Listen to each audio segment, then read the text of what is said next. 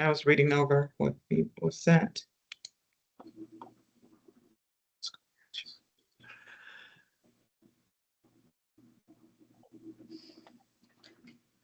Hi, Caroline. We are just getting going. You look like you're in a car.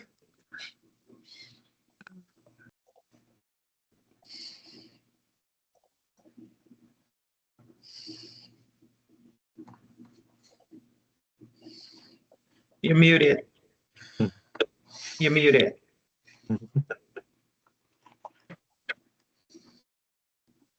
Hi, everybody. Hey.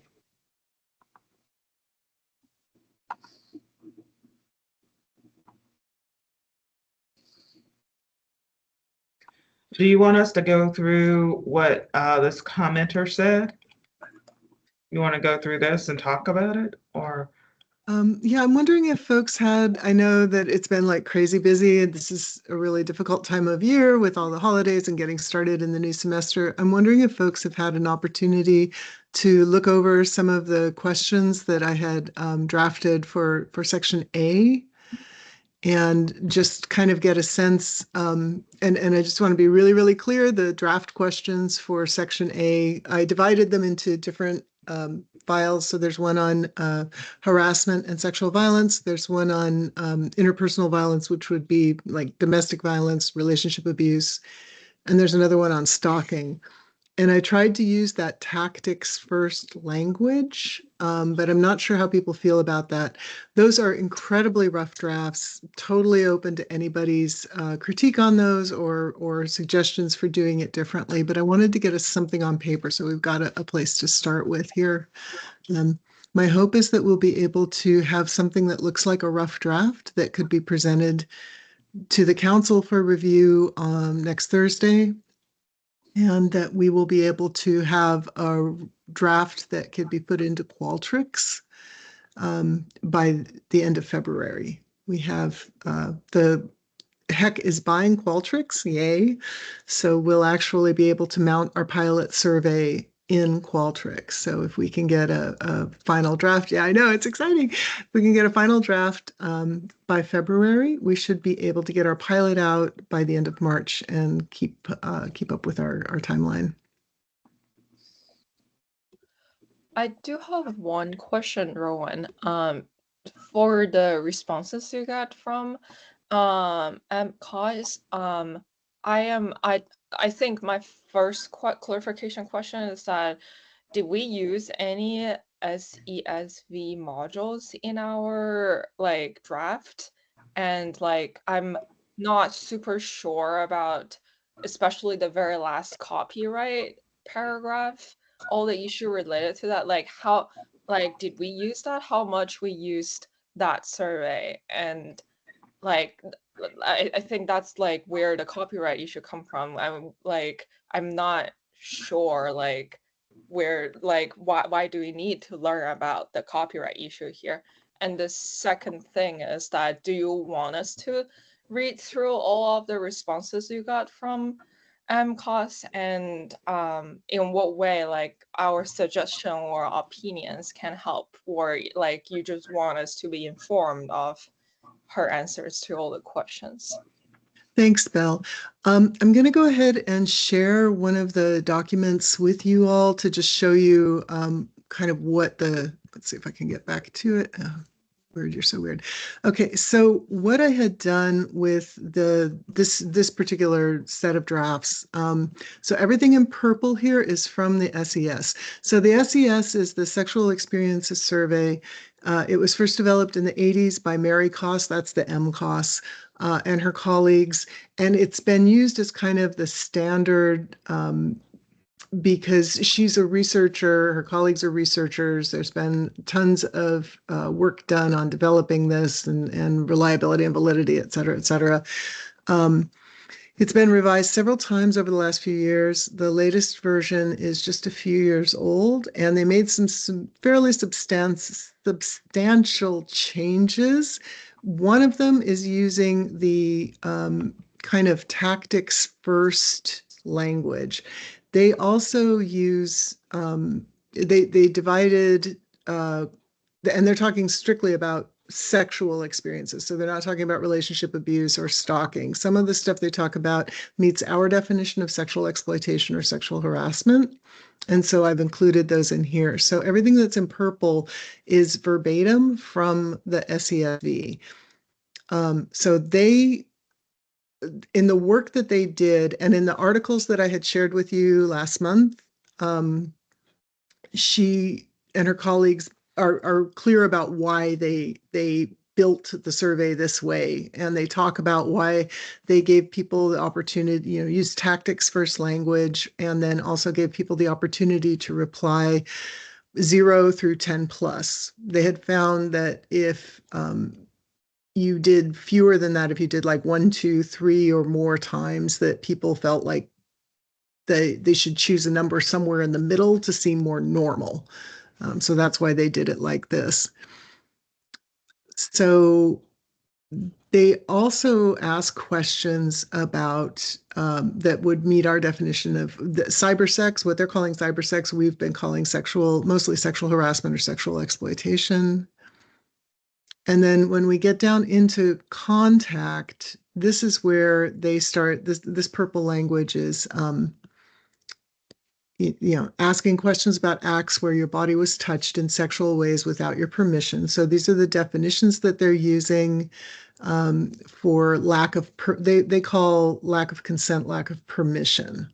And in their articles, they talk about why they use that as well. And then they were really interested in prevalence and incidence of types of sexual violence. We had said we weren't really interested in parsing out whether that there wasn't a way that we could use data that differentiated between vaginal penetration and anal penetration, because this isn't about that. The survey doesn't have the goal of looking at the kinds of sexual violence that people are experiencing, just have they experienced sexual violence. So the way that they wrote the questions, this is again that tactics first. In the first column there, where the in black, our statute asks us to ask about characteristics of the events that included drugs or alcohol, incapacitation, force, coercion. So I've put those there. I added a couple, the reproductive coercion, which is one of the things I think, Caroline, you had brought up that you felt that was important to include in the survey. But all of the purple language is directly from the SESV without edit. And I'm not suggesting that we use this without edit. I just put it in there as a way to show you another way that some folks had looked at it. So yeah, so just to give you an idea. So I kind of like this tactics first rather than saying, has anyone ever had non-penetrative sexual contact with you using any of these tactics? I think saying someone did this thing, someone used this kind of tactic on me, and then they did these things to me with that, makes it a little easier for people to answer. Intuitively, to me, that seems right, but I'm not sure that seems right to everyone else. And I'm going to go ahead and put the link to the public link to this document into the chat so that our guests can see it and everyone can review it. And just a reminder that all of these documents are available on Basecamp. And if you have any trouble locating them, I'm more than happy to share them with you. So I'm going to go ahead and stop sharing for right now. Can you put the link? Can you email us this link as well? And you asked a question whether we had a chance to see these documents. I don't remember if I did or not. Holidays. I don't remember what I was doing. But since you want to have this up by Thursday, if you send the link, I can look over it this weekend and give you a comment by Monday. Yeah, if people are able to do that, that would be great. I'm just going to, let's see, I think I can do it this way. Okay. And good job. Thank you. Mm-hmm. Um, as far as what she's saying, I haven't gotten to the exact phrasing. It's if it's a well-known document and you give references to it and it's open for everyone and I don't know, I guess you can quote, but can use, but if they say you can use it and it's well-known and you say, we got this from here, I don't know. Uh, I don't know. Let's see. As far as the third thing that she brought up about you can create a lot of unusual data, usable data, and handle this issue with the consent form. First, prefer not to answer is required. I guess the consent form, you could say, if you prefer not to answer, you can skip the question or something like that. You could say that to get rid of that. But I thought the statute said we had to have prefer not to answer to each of the questions as an option. I'm not remember, and not applicable is meaningful data. Unsure, not certain. Yeah. I still think that's meaningful. Yeah, I think Mary's coming at this from a really different angle than we are. Uh-huh. She has very different uses for what she's doing. Okay. She's trying to get as much usable data as possible without being as concerned, I think, about the user experience as we are. And Oh, you're okay. right. Those options for responses are statutorily required. So I guess my suggestion would be those questions aren't going to make a lot of sense until you have a chance to kind of review the document. So Okay, I'll look at it. yeah, I think the most important thing I think to read in terms of to kind of if you're more interested in understanding where this is coming from. Okay. I thought I had posted her articles. Let me see where they are. Yeah, maybe in resources.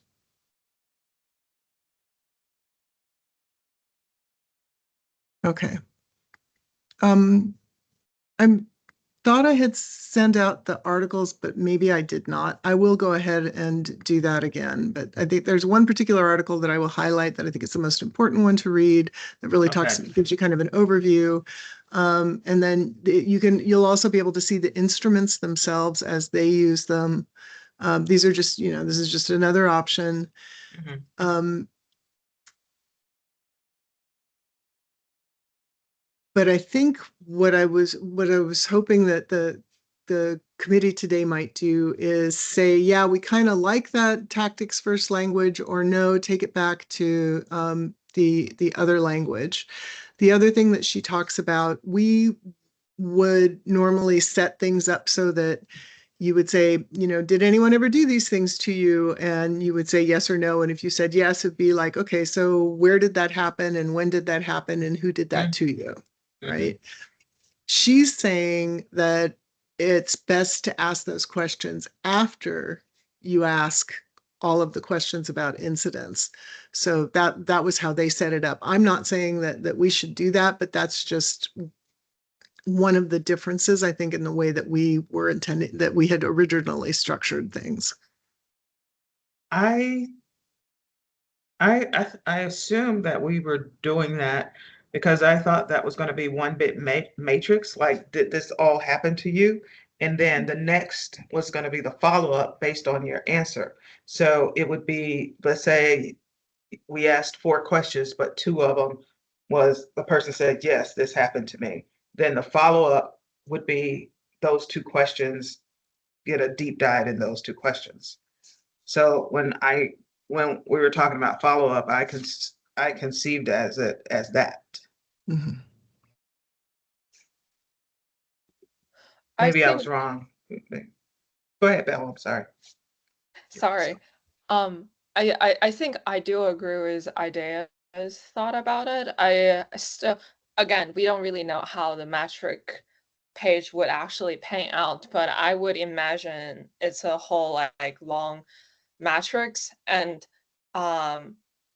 then after the participant fill out all the like rubric questions, then it's the part that we start to ask where, when, and who. And I also sort of agree with Marika's opinion on that. I feel like if we immediately ask all the detailed questions after someone click yes, I experienced this, it could disencourage people. People would be like, okay, it seems like if I report this, I need to do way more labor to fill out this survey. What about I just say no? Then I can finish the survey very quickly without having to spend more time on recalling all the detail and type them into the survey. And with regard to whether we say tactic first and then the kind of harm later, I don't have a strong preference. My only concern is that, because I went back to look at how the statute actually requires us to include option of, we need to include decline to state and not applicable option for each question. So it cannot be like at the very beginning we do with citing the consent. For each question we need to have that. So as long as it would not create a copyright problem, I think, yes, we have to have those two options there for each question. But I think the way Marika and her colleagues created questions, I don't doubt about the validity of the survey if the survey has been developed for 40 years. Maybe when it comes to specific wording like cyber sex, if we think there are better way to explain the whole category of behavior, we could like slightly change the wording a little bit if that's not a copyright problem. But other than that, I have no concern about using Marika's survey for our survey. Is it possible that we can use some of our wordings, but keep it mostly the same, but have our stems be different? I mean, the choices be different and how we design it. Remember, we were designing the survey, what is it? The CCTV. I forgot the survey we were originally said we were going to use. Remember, it had that smart, slick design, that it was a lot faster. It asked a lot of things in grouping. I don't know whether they got that from her survey, but if hers is different than that, then maybe we can combine her language with their structure or something like that. I don't know. I was just thinking. I have to compare the two. I'm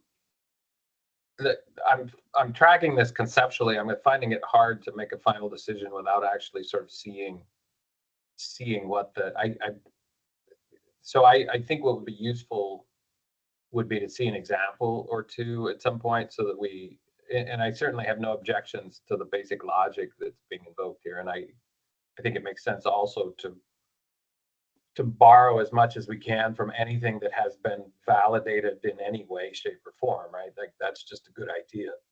So I'm totally down and on board with the direction this is going, but I think it would be really helpful if at our next meeting or maybe in between, when we don't need to redesign the whole thing, just a couple of examples to help us kind of conceptualize it. Part of the challenge I'm finding, I think right now, is trying to remember exactly what we have versus what it would look like if we kind of moved in this direction.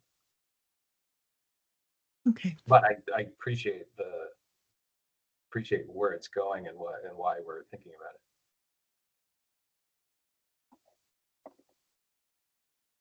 I could, so we don't have Qualtrics yet, and I'm not the person who's going to be putting things in, but I could do something like you're suggesting, Kelly, probably in like a Microsoft form. Try and set it up there and just send you a few questions so you would get a sense of what it might look like. Would that? Or even, excuse me, or even Rowan, just in a Word document. I mean, whatever's just easy, so that we can, so that it's a little easier to sort of conceptualize the differences. That's all. And yeah, one or two questions max, I think, is all. This does not need to be more than, a 10-minute exercise, I would hope.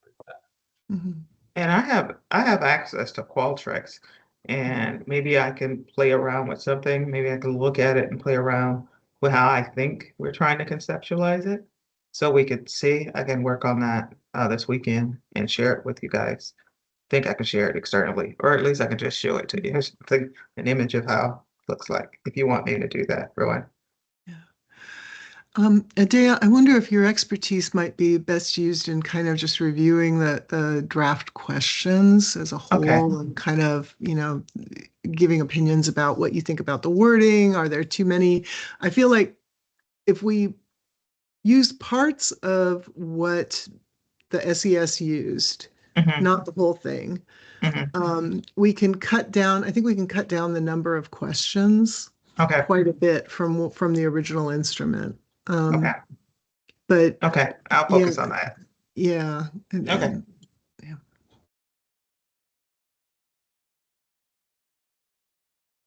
But Kelly, yeah, I think, I mean, uh, uh, I can pretty quickly, like you said, 10 minutes, not a big deal. Don't make it a big deal. I won't make it real fancy, but just send you something so you can get an idea of what it might look like.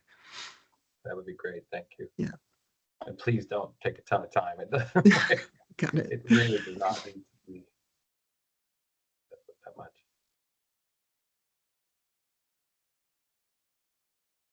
A question. I will note that I'm totally supportive of tactic first language as well. I want to know, so I know I did add some comments to the document we're talking about. And although, Rowan, you did a great job labeling and by colors, my brain still couldn't catch up, even though you did a fantastic job of explaining what we were looking at. So I'm wondering, I'm happy to look at it again, especially through a different lens and any of the other subsequent documents and add more comments. I would love to hear thoughts from this group and from you, Rowan, around really narrowing in our focus on what we're commenting on. Because I'm afraid I might comment on, like when I was reading, I kept thinking, like, why are we talking about 14-year-olds? I don't understand because my brain didn't click, right? So I want to make sure I'm commenting on what's helpful and not on what's not helpful. Is there any suggestions from the group as a whole around those pieces that we can all really focus in on that's going to get us to our goals fastest? And in a way that's honoring the purpose of this group.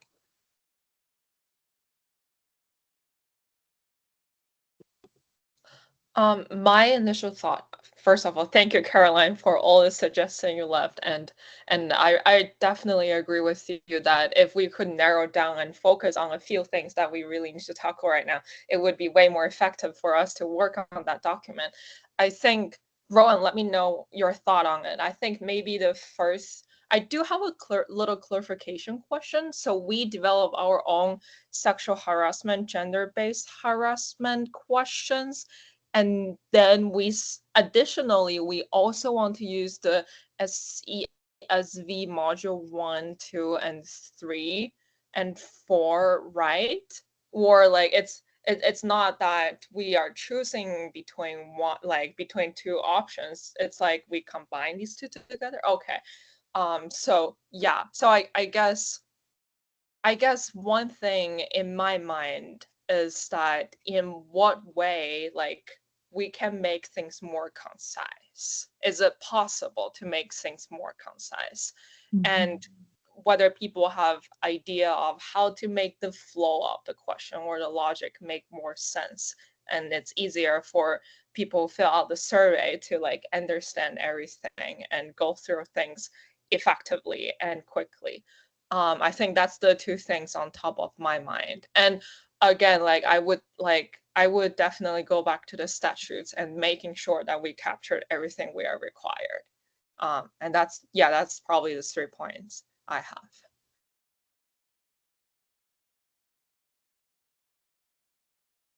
So, Caroline, I'm so sorry. I didn't realize that you had uploaded a new version of that. The link that I sent should have been the new version. Everybody else should have seen that. I was not looking at that first thing this morning. I was looking at my old version.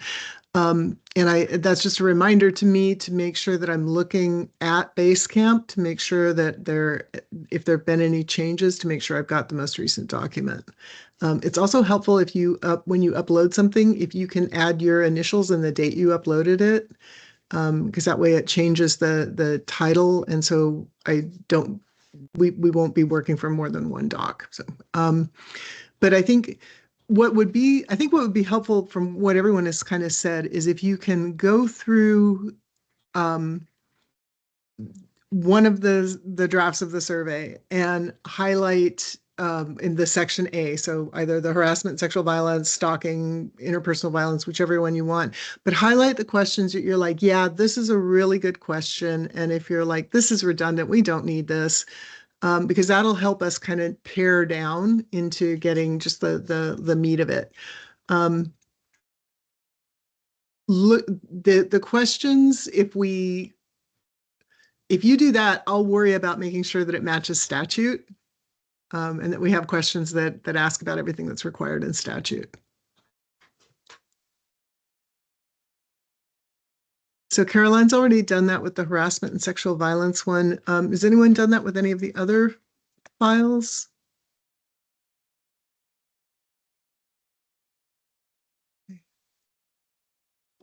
Would it be helpful if we designate some specific folks to comment on one specific document this weekend? What is like the deadline or like the best time for us to do it, to leave our comments on each document?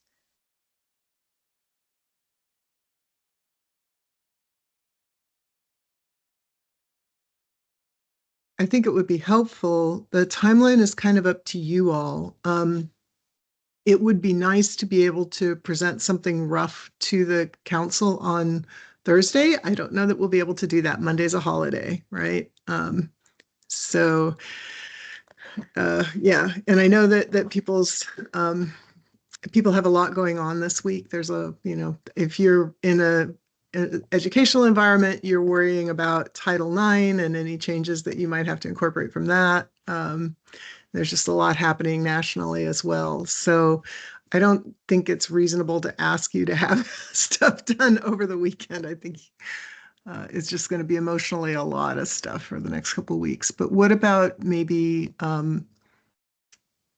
could we try to meet again maybe next Friday or the following week, and then have the edits and comments made by then?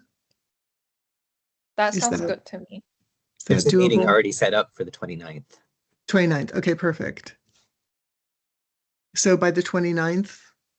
Okay. Although I don't think, Mhm. oh, I'm sorry, Rowan. I don't think I can attend on the 29th because I have a management meeting I need to attend. That being said, I can commit to make sure that I've looked at everything and have comment on everything in the very least. Yeah. You kind of already did that. Oh yeah, and Rudy Ann points out that the legislative session is already starting, so that's a lot going on too. But yeah, I think it would be helpful if folks felt like, okay, I'll do stalking, I'll do interpersonal violence. Caroline's already kind of done the harassment and sexual violence. Appreciate that. But if anybody else wants to take another look at that too, I think that would be great.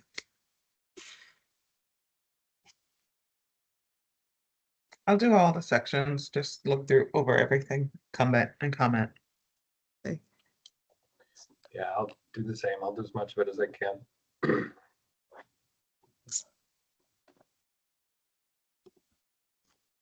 I think same for me. As long as I'm not too busy, I will definitely take a look of all 3 documents.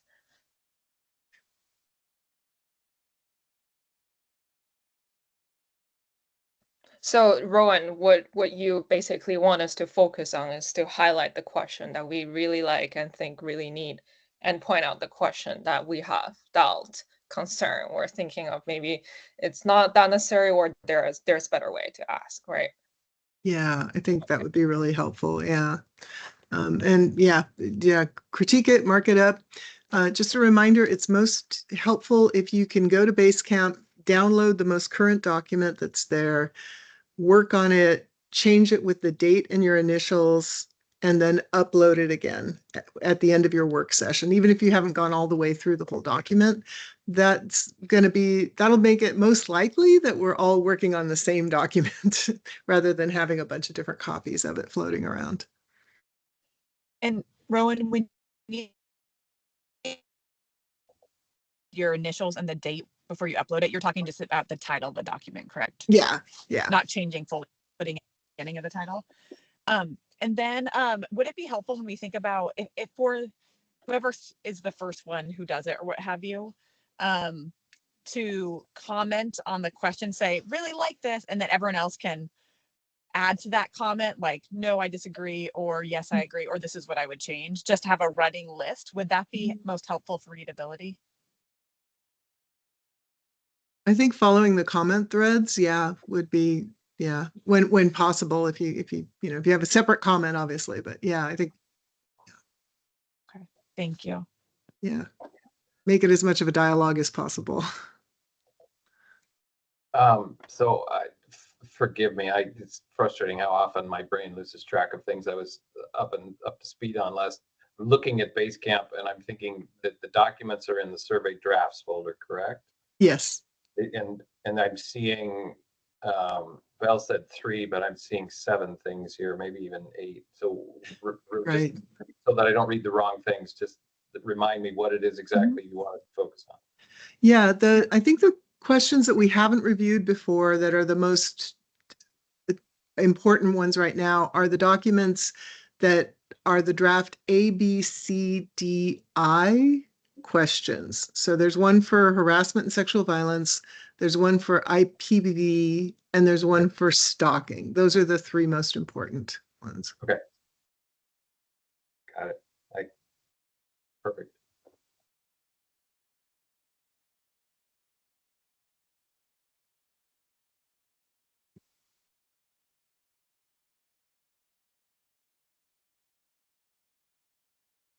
And just to be transparent, the second link that I put in there, that I put in the chat, is the link to the survey draft folder. So that's publicly available.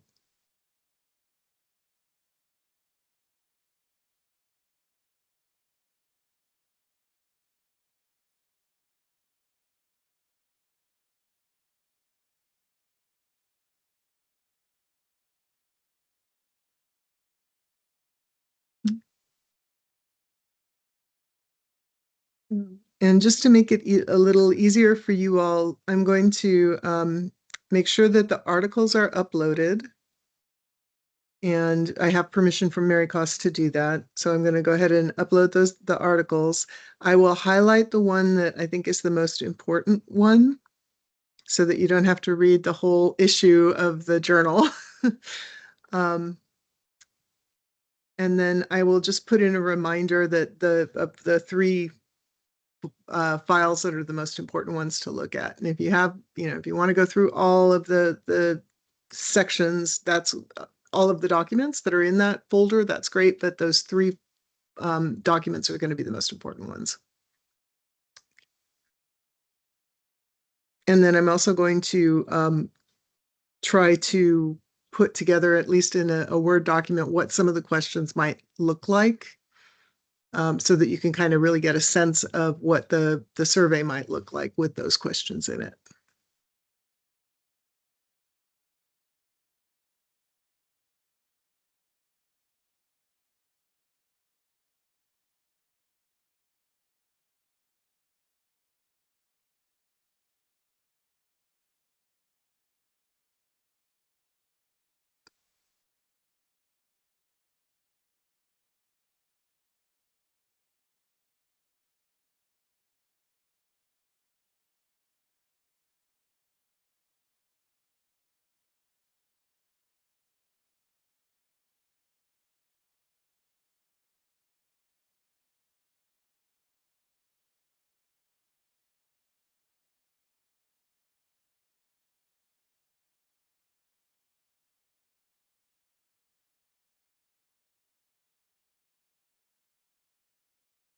It sounds like we have a really good plan for what comes next. Do we have other agenda items for today? Yeah, on the agenda, we actually also need to reveal the EKLQ draft and the FGH draft. What would be the best way for us to review it, Rowan? Do you want to share the screen and let us see it, and then we can talk about it and take a look of it from the beginning to the end? Yeah, I'll start with the EL EKLQ questions. I'll go ahead and open that up and share.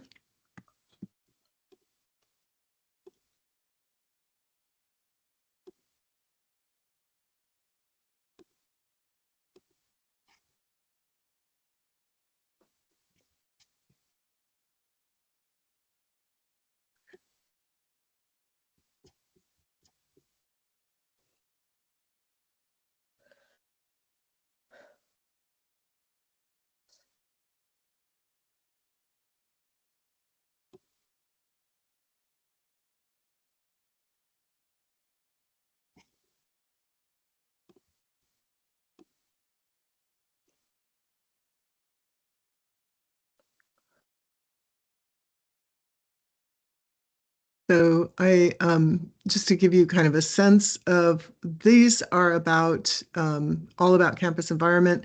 Kelly had gone through and made some really great comments here. And I think I had, yeah, Kelly, I hadn't responded to all of them. I apologize for that. So, but I but feel those like are I all should great. recuse myself while you all discuss these or something. They're so extensive. They're great. No, this is exactly the kind of thing that I think is really, really, really helpful.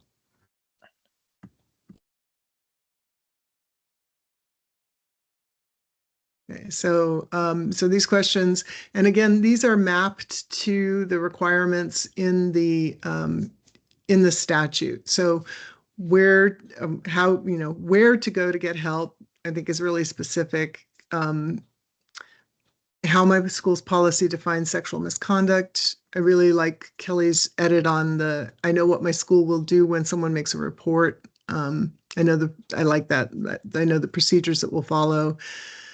Then there's, yeah. And then Kelly's asking about, do we really need both of these? The statute's actually, I believe the statute's actually asking if they're, if the school has provided information. So I think that's why those specific questions were written that way, but I'll go through and check those out. And I Can I agree. ask Yeah, go ahead. Sorry. Sorry, Rowan. I hope I'm not cutting your thought off. I saw that there's a comment about the previous question being first. I'm wondering if this second question, E2, should come before E1. Because for me, it feels like a student can say, yeah, my school sent me information. I still don't know what happens. So I'm kind of curious if it's whatever people think about switching it.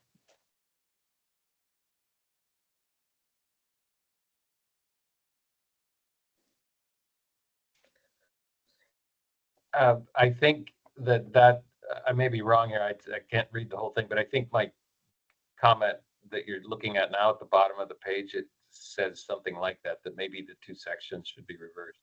Mm-hmm. Awesome. Thank you. Yeah, I mean, and I would agree with you. So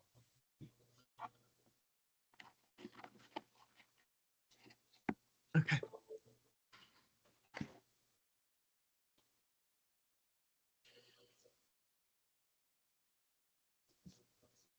Yeah.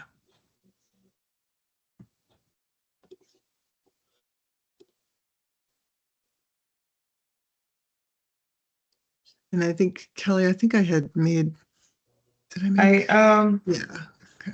Could the one that Kelly was commenting on Mhm. about doubling, I mean, it seems like it's so similar to each other. Mhm. Could we could like you combine that to one sentence, but put the what and how as in the possible answers choices? Because it's yes, what, yes, how, no, or something like that, or how, what, put that toward like the answer choices.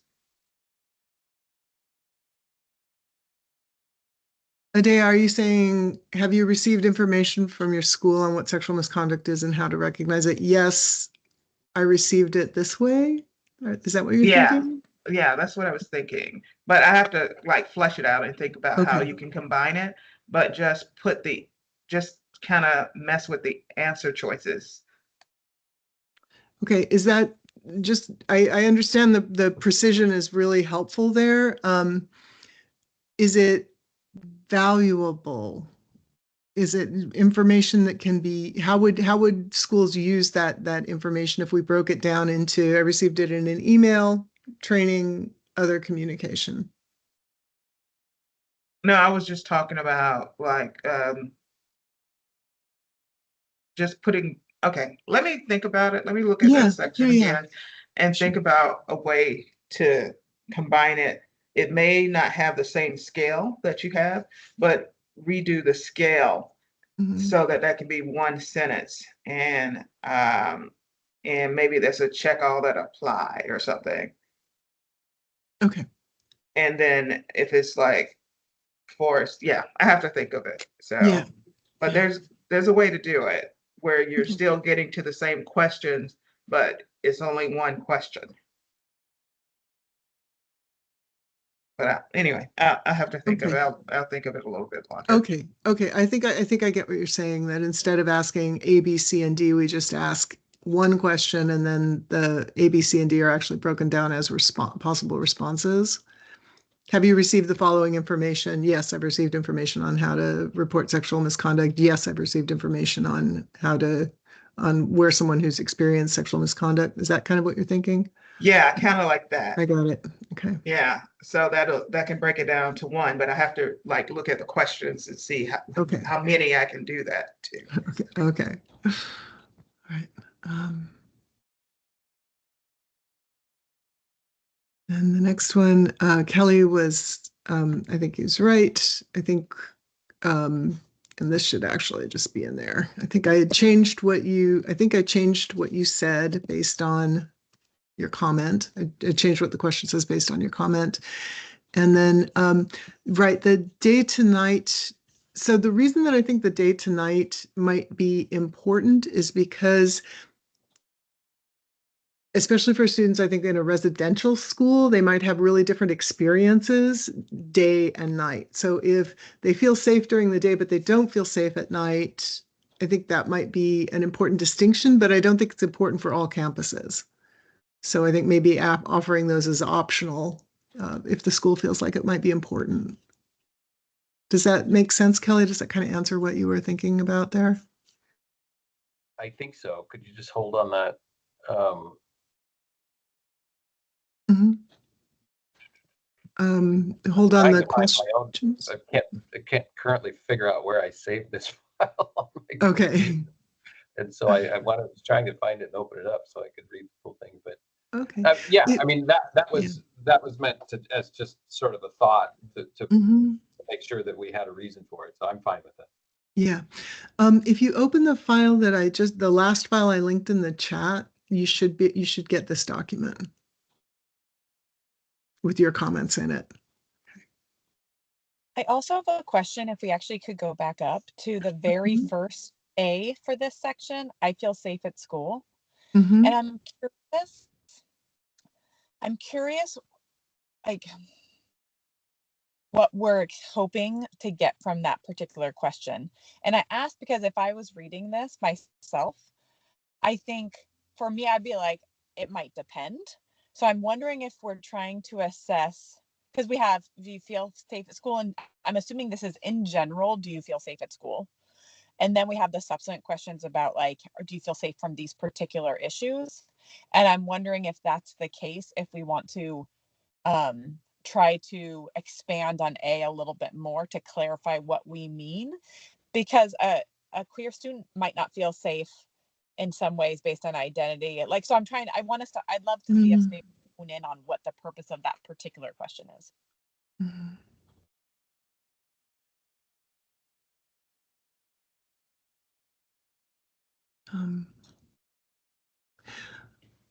I think there's the overall sense of safety at the school, and so maybe that would be better phrased as something like, let's see, I this school usually feels like a safe place for me.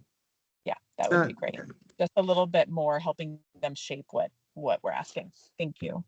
Or I generally feel safe at school or something like that.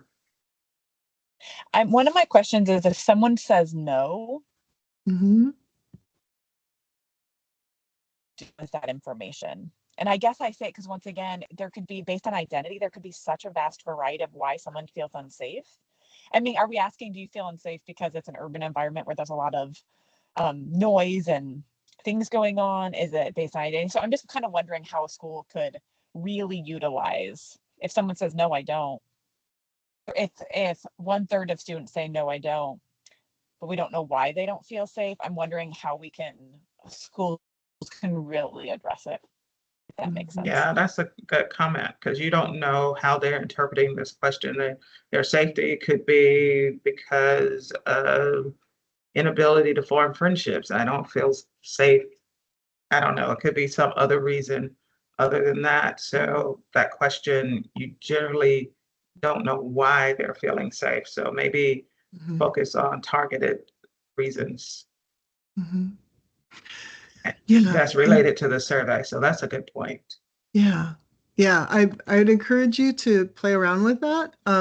The language there, the perceptions of campus safety among members of the campus community, that's what the statute says we need to ask about. So obviously that's incredibly broad, right? That could be, and you're right, Caroline, could depend entirely on someone's identity. It could depend on, experiences that they're having there, experiences that they're having walking to campus through the neighborhood. But yeah. But however you feel it would be best to capture that idea of campus safety, I think we can add or remove questions to make that more clear. Maybe physically safe or something, or Mhm. I don't know.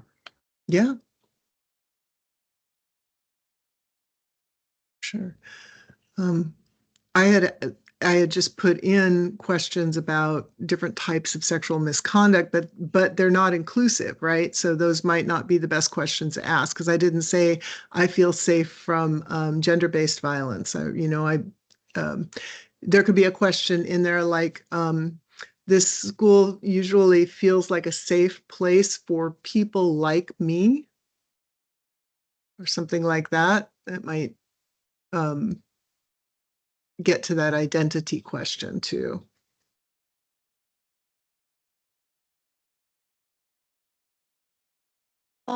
Another question, and this is kind of a more broad question, and I don't want to derail us, so we Mm, can always say, let's think about it.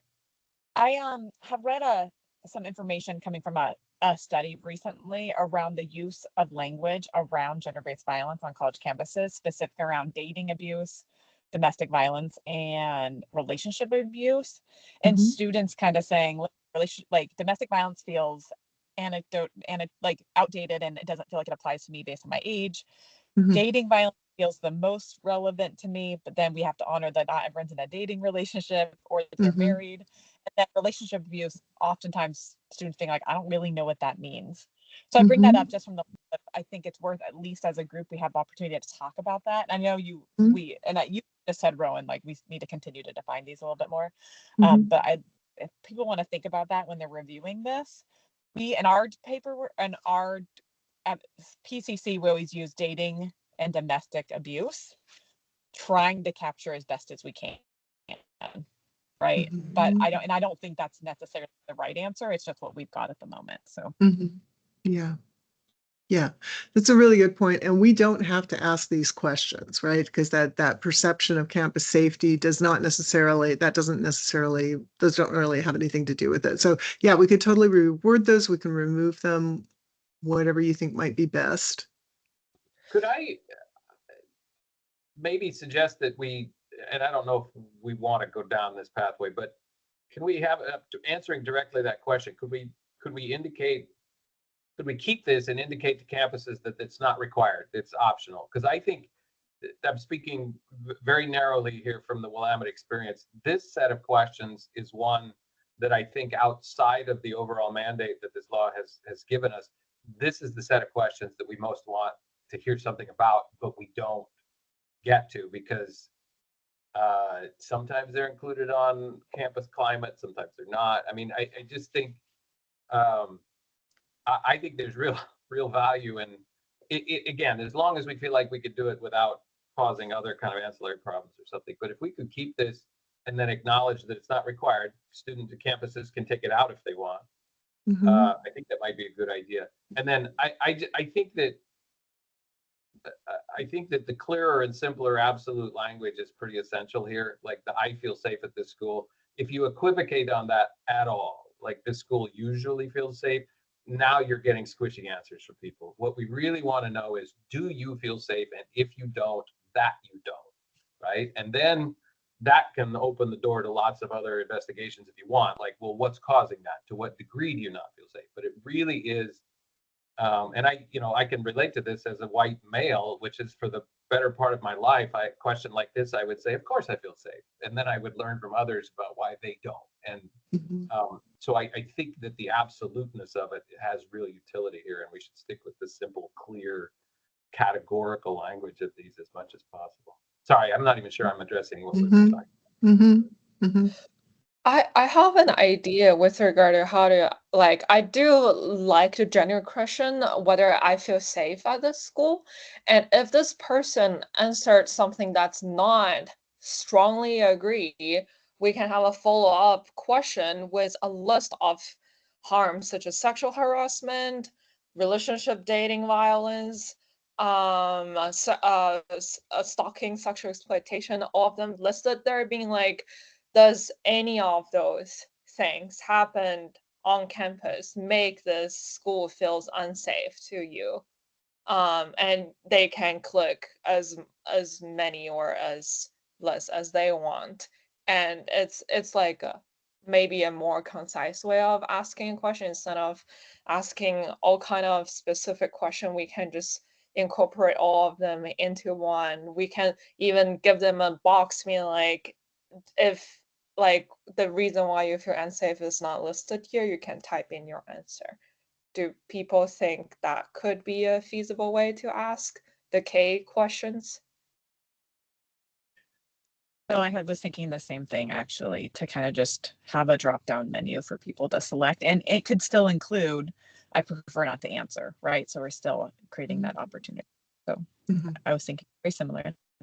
Would that preclude us then, or give us reason to not ask question B, C, D, and E? I mean, that I'm just curious. I'm not sure if I'm.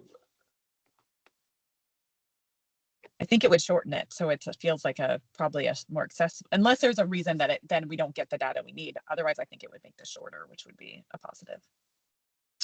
It would mean asking fewer questions, but so if we said, I generally feel, how would you say that? You would say something like, I feel unsafe in these ways, or these ways, these are some of the ways that I feel safe on camp. Like, I'm sorry, I'm trying to conceptualize how you would do that. I get the idea of the list of these are things that might make you feel unsafe: gun violence, being bullied, blah blah blah.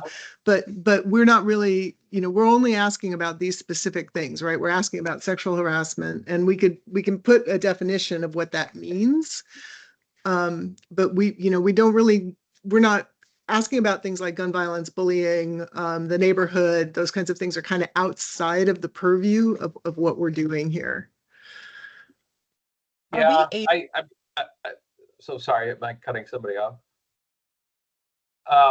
To answer that question, Rowan, I would say something simple like, what are the sources of your insecurity, and then check all that apply. Alternatively, I think this is the place where I suggested, can we sort of pick a list of up to 5 things that we're going to reference regularly throughout the survey and just stick to those and let them be representative? I realize that truncates the depth of what we might learn, like, say, gun violence. If we're not asking about that, we don't find out that people are worried about it.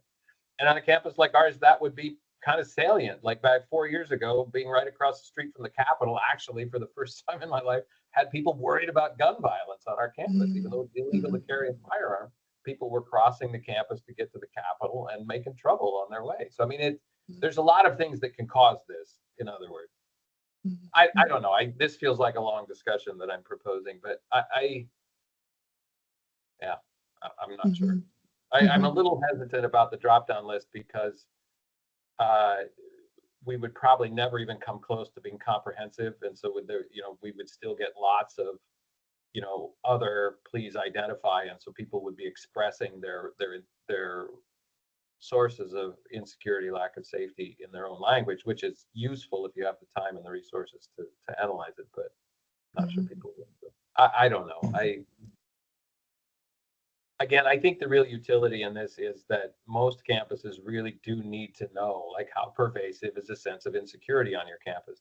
And then it's up to the people on the campus to figure out what's causing that. I'm not sure that our survey needs to hope to answer all of those questions, right? Does that make sense? Well, and to address that, would we could in this question say, for the purpose of this survey, we're going to focus on safety on campus regarding the following topics. We recognize there's lots of reasons people might feel unsafe. So we have included an other box, not for people to add why, but then it's other. And then the college can decide if they want to create an opportunity to expand on that in a different way, or make sure we create space for people to say, acknowledge that they feel unsafe, even if we don't know why, but we're acknowledging, hey, for this survey, we're focusing on gender-based violence.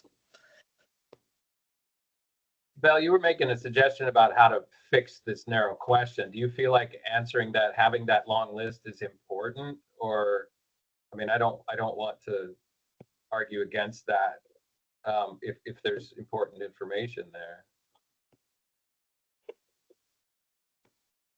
I think I agree that the long list should only include things that we are actually curious about. We want to collect data about with regard to bullying and gun violence. That's like out of our out of what we are required to do for this survey. We definitely shouldn't include a specific option for them to select that. I agree with Caroline's way of dealing with it. We acknowledge there are many reasons outside of our sphere that people might feel insecure on campus, and there's an other option there that they can click. I'm I like that suggestion too. Yeah, the drop-down menu, or the idea that, I generally feel safe in these ways.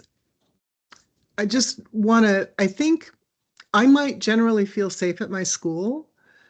But then if you ask me, I feel safe from sexual harassment at my school, and then maybe have a little definition. Just to be clear, by sexual harassment, we mean blah, blah, blah, right? Just a reminder of the definition.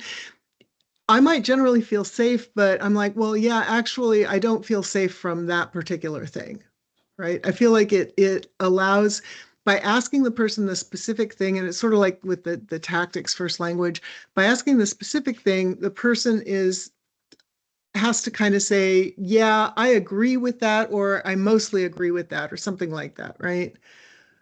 Rather than just, yeah, I feel safe from blah, blah, blah. So I feel like we get maybe asking fewer questions, but being more specific about what we're asking. And then that gives us the opportunity to say, yes, I strongly agree, or I disagree. And I want to acknowledge too that Likerts are really problematic, that we were going to end up conflating answers. Would we be able to do that a little bit, Rowan, by naming, when I feel unsafe at school, it is as a result of, and then have the drop down list? Because I agree with you. Like, if we have the question of, I think you're right. If someone could say, yeah, I feel safe at school, not thinking about all the things that impact us in the classroom or what have you. Is it problematic to start a question with, I feel unsafe when, instead of the positive kind of having a negative formed question?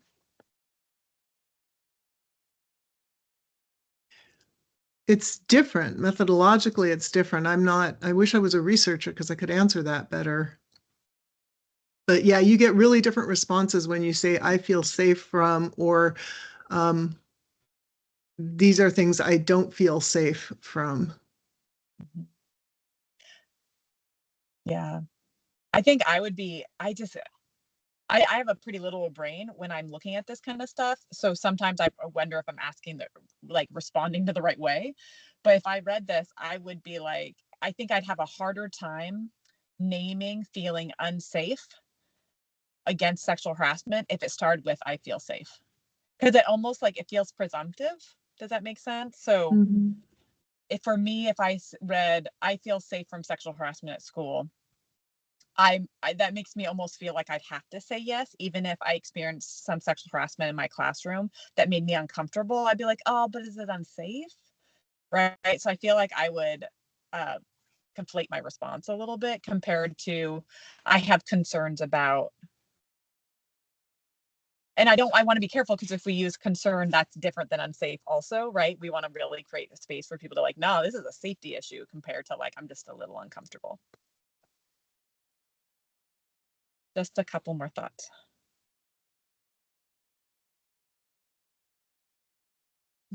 Maybe we need to be more specific about what we mean by safety. Do we mean free from, I feel, or do we feel like I actually am not feeling safe at school because these things happen? I feel like my security is threatened because these things happen versus I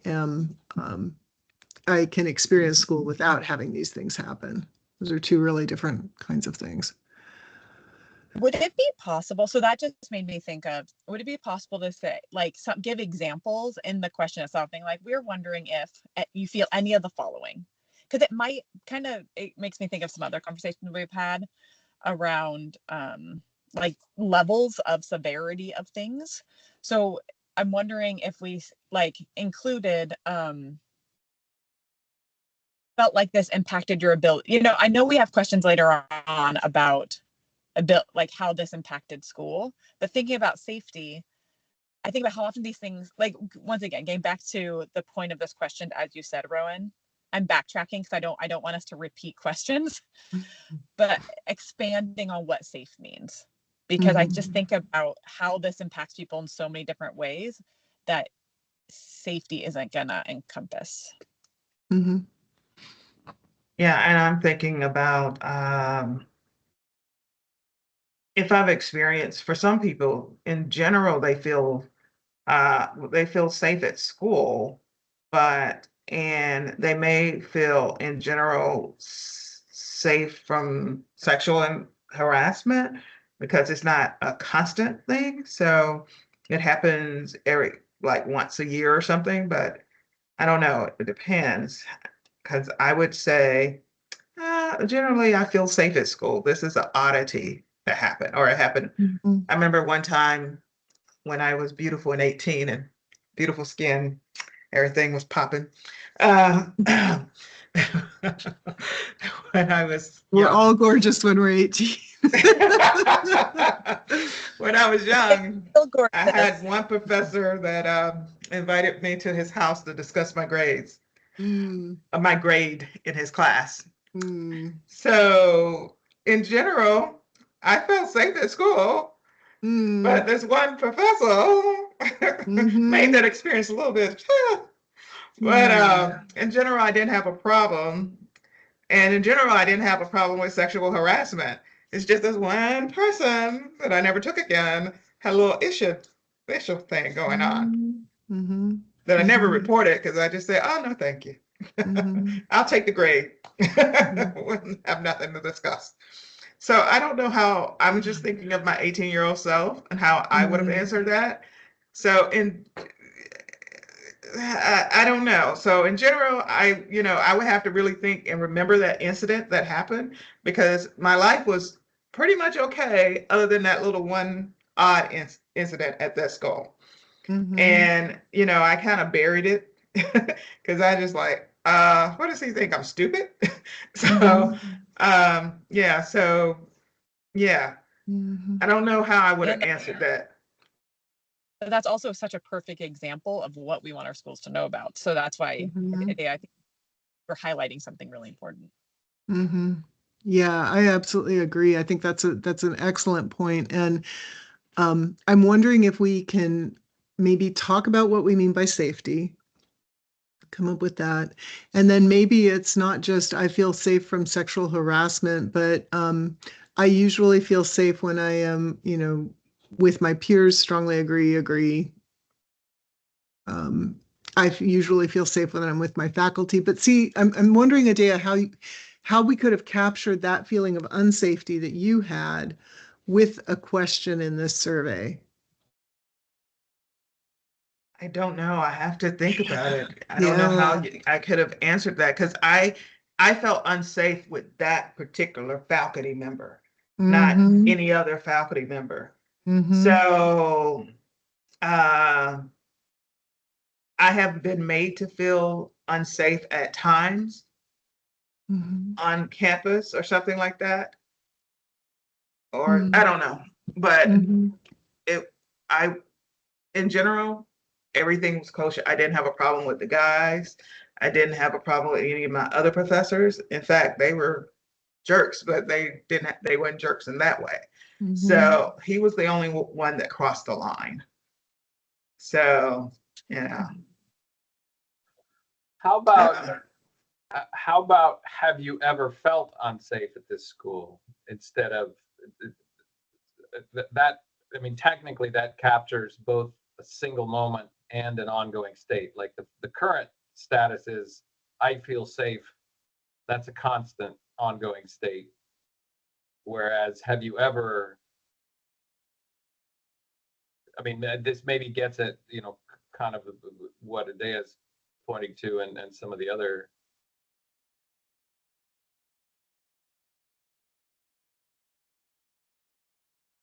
And then, yeah, I like that, Kelly. I'm wondering about, have you ever been made to feel unsafe and then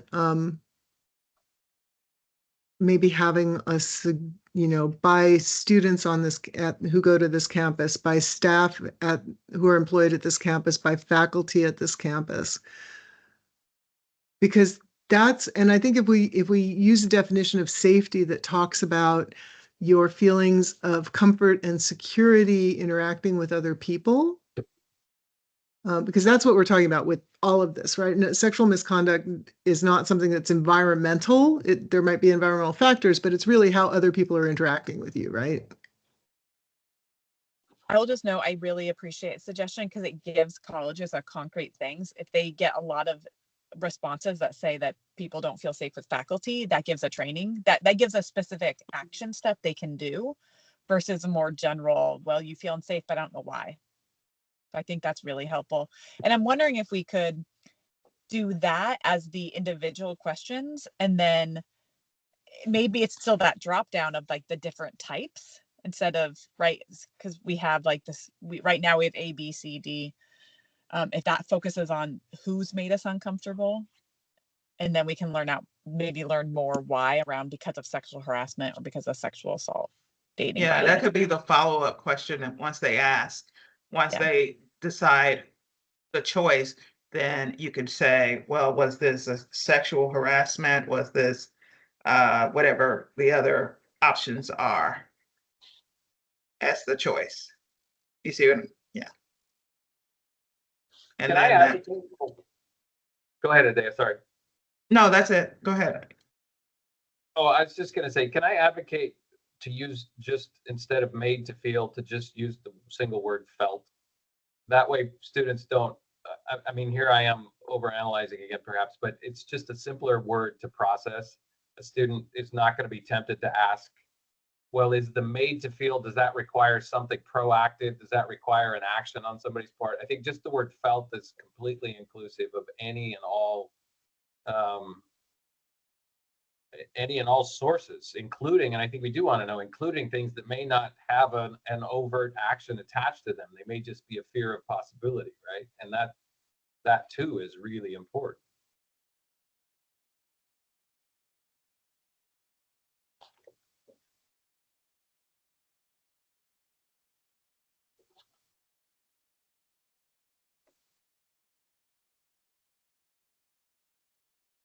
Also, if in addition to individuals that might make you feel unsafe, I think we also need to think about just environments and states of, I mean, maybe that's another option like the campus environment or something like that.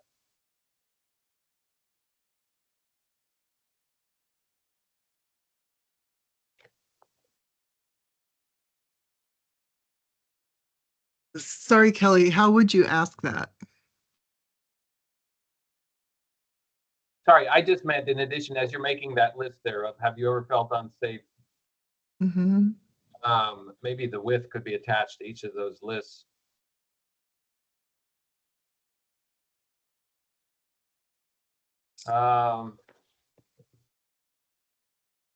Are you asking about like, or have you ever felt unsafe at specific locations on this campus, I or think are there? so. Specific Okay. locations, maybe all locations at particular times of day. But I mean, you could argue that those are all because of people you would encounter in those environments, right? Like, so I mean, maybe I'm overthinking this. Mm-hmm.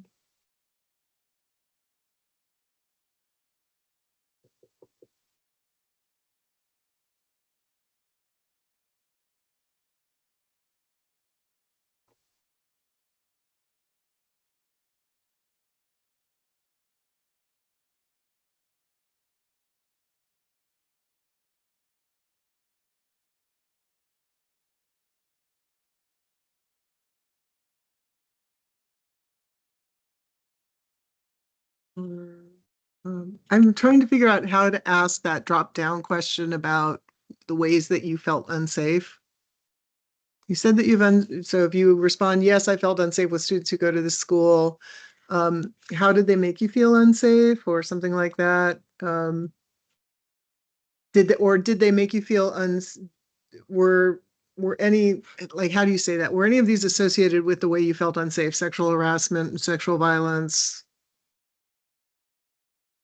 I mean, I'm not sure how to ask that.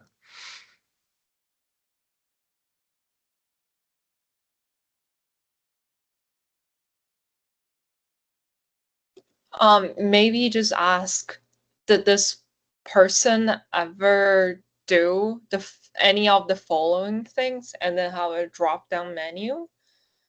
And yeah, it's the same problem. It could be bullying, it could be gun violence. It's out of what we want to ask, so maybe we want to include another option there.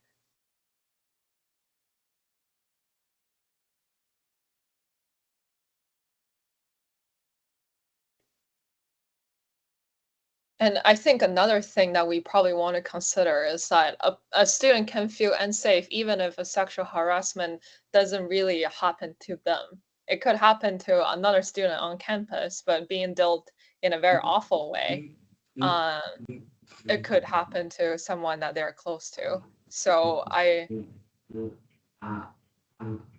Do we want to ask about, we're asking about perceptions of campus safety. That could be, I feel safe, or I feel that other people are not safe. Do we want to ask about, do I feel other people are not safe?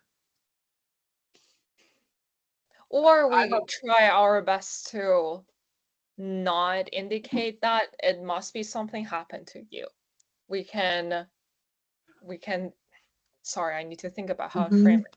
Did this person ever do any of the following to you or anyone else that made you feel the campus is not a safe environment? I'd pretty strongly advocate that we stick just to self-perceptions, because there's a lot of, well, I think we want to know how individuals are feeling about themselves, and hopefully if they perceive threats to others as being an implicit threat to themselves, they'll just say so. Yeah, I assume that would be, because if I saw my friend and we're the same age, same everything, if I've seen her going through something, I would have some issues as well. If I'm like, let's say, if I am of a certain sexual identity and I see the school is hostile to that identity, and I've heard things and I've seen things, then I feel that happens to me as well, or could happen to me, and I would probably feel the same anxiety. Yeah, and I think we're interested in individual experience rather than speculations about others, right? Like that. No, no, that's why you asked, have you, Yeah, yeah. I And I'm remember, not. I'm yeah. agreeing with you. Oh, I'm agreeing. Mhm. Yeah. Yeah, I think that, I mean, because I'm thinking about, sorry, Belle, to pick on Reed, but that's where my experience was. I was thinking about how I would talk to students of specific identities and they would tell me about how they felt. And then I would talk to students of different identities and they would tell me how they thought the students of those identities felt. And I don't think a white person's perception of safety or unsafety for a person of color is particularly helpful it is more of a perception than an actual experience. I But agree with here we you. are asking about perception. So yeah, I don't know.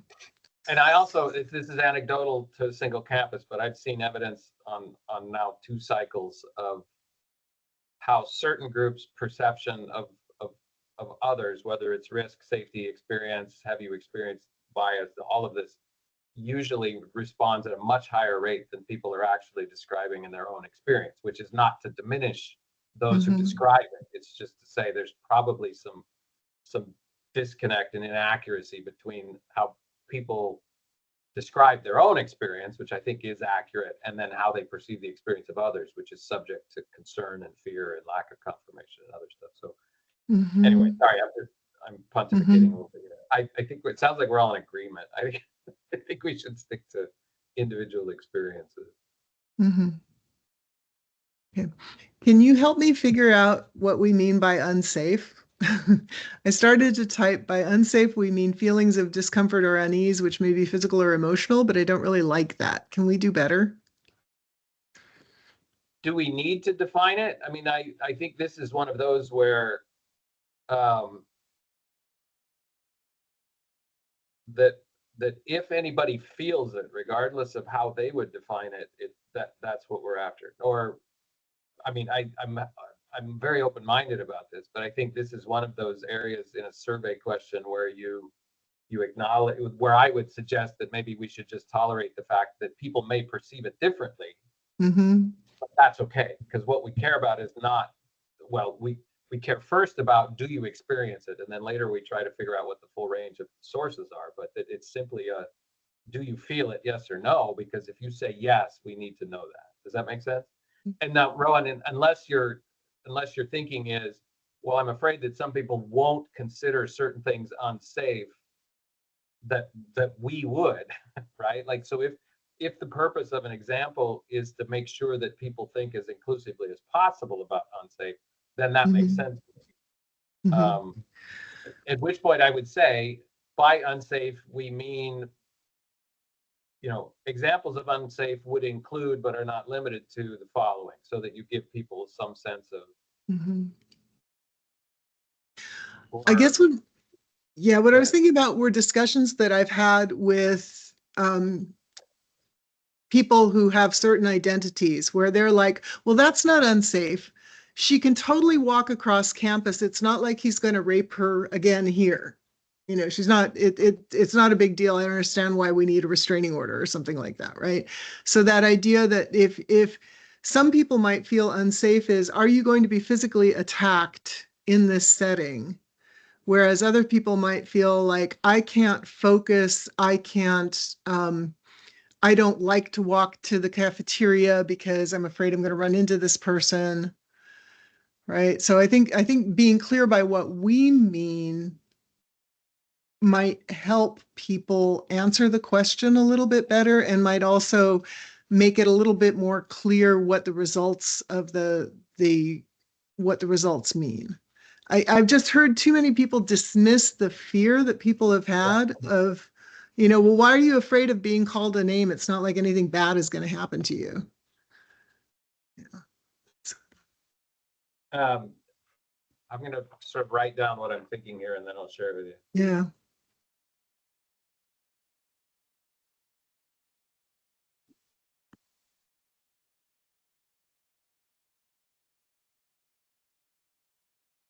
And I just want to recognize that it's 12:20 or 11:26 too.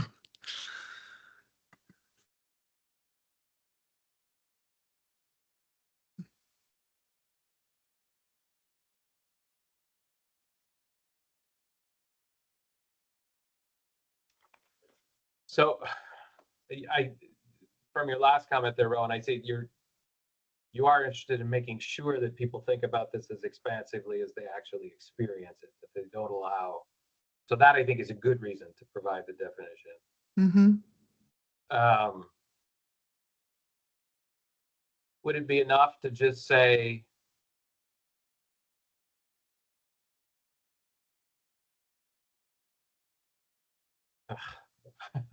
I started to write it down and then ran into a kind of like 4 different permutations, and so I stopped, and now I'm trying to say it out loud, which isn't going to help. But we may need to think about this.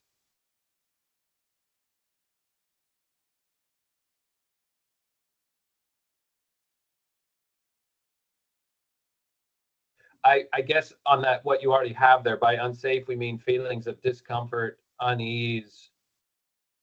I would add, or risk of physical or emotional harm, right? Or fear of physical or emotional harm.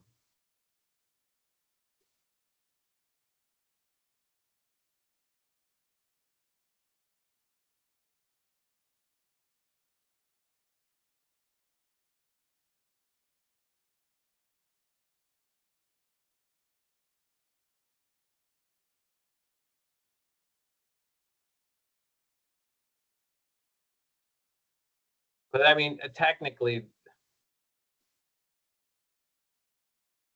I mean, somebody who wants to quibble, like discomfort could mean professor called on me in class and I didn't want to answer, right? Mm. I mean, Mm-hmm. and that's not what we mean, I don't think. Mm-hmm.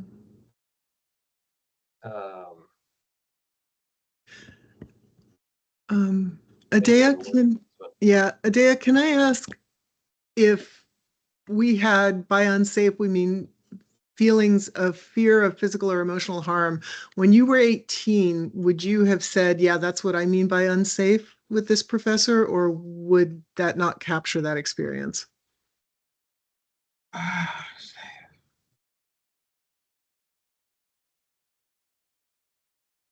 think my 18-year-old self, I would think it would be a physical harm.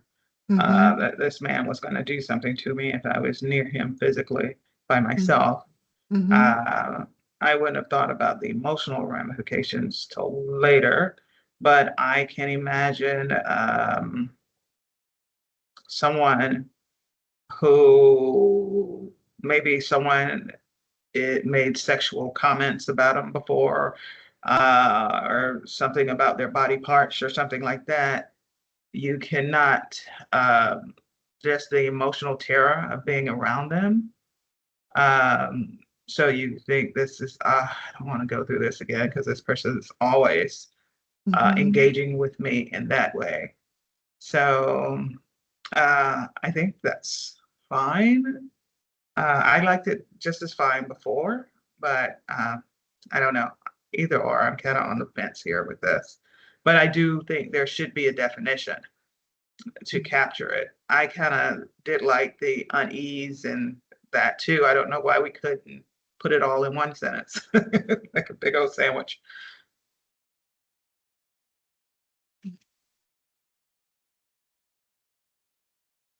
Yeah. Yeah. Yeah. I don't have a problem. So that could expand that. So, okay. So it's either one of those things, but this person feels unsafe on this campus. Yeah, I agree. It feels a little broad. Maybe just feelings of unease or fear.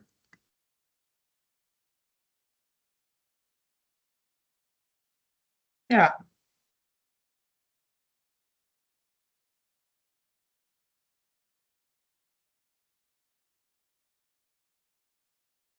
Maybe unease or fear of physical or emotional. Okay.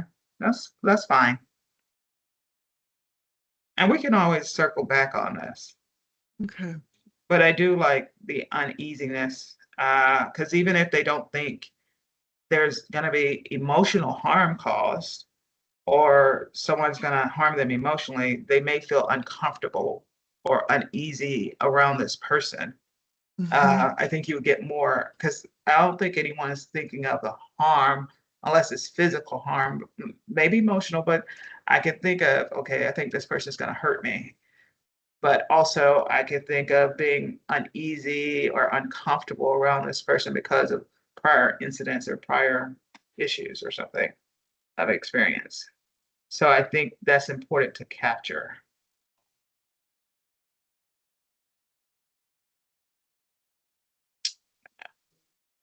Think about that.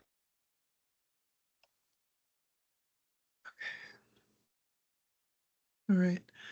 Okay, so it's 11:32. I think this is a really good starting point. I'm going to go ahead and upload this document with the changes that we made. I think, Kelly, we can still keep those questions. I feel safe from sexual harassment. I feel safe from relationship abuse, with maybe that little definition. Just to be clear, we mean those could still be optional questions. But I feel like this is going to catch. I feel like the work that you've done here is going to catch most of what we're really concerned with. I think so. Yeah. And as I Okay. said, I think this is one of those areas where schools, if they actually care about this, and they should probably follow up on it on their own anyway, right? Like it's the sort of thing that it gives you impetus to kind of do a little bit more work to sort of see what's going on. So it looks good. Okay. All right. Okay. All right.